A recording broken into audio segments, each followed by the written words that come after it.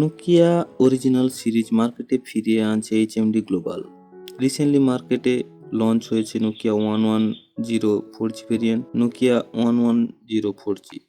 আবারও feature phone মার্কেটে খুব পপুলারিটি পাচ্ছে নোকিয়া। নোকিয়া 1110 একটি পপুলার মডেল, আর নোকিয়া 1110 আপগ্রেডেড 2022 ভার্সানই হলো নোকিয়া 1110 4G।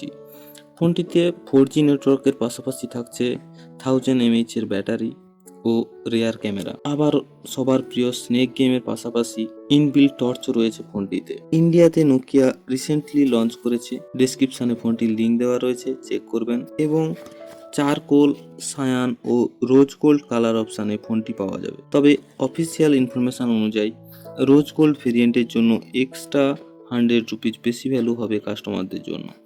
তবে হ্যাঁ, অবশ্যই একটি ইয়ারফোন থাকছে বক্সের মধ্যে। ইন্ডিয়াতে অফলাইন ও অনলাইন স্টোরে পাওয়া যাবে ফোনটি।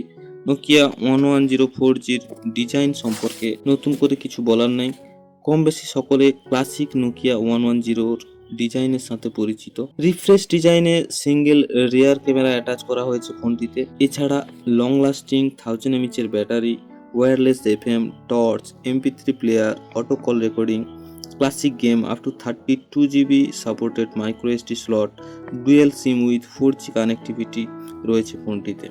নোকিয়ার ইনফরমেশন অনুযায়ী ফোনটিতে 8000 অডিও ট্র্যাক জমা রাখা যাবে। ফিচার ফোন হলেও বর্তমানে 4G নেটওয়ার্ক থাকাটা বেশ সুবিধাজনক, যেহেতু মোবাইল অপারেটরগুলো তাদের 4G কভারেজ বৃদ্ধি করেছে। সেদিক থেকে ক্লিয়ার ভয়েস এবং দ্রুত যোগাযোগে 4G সাপোর্ট কাজে আসবে।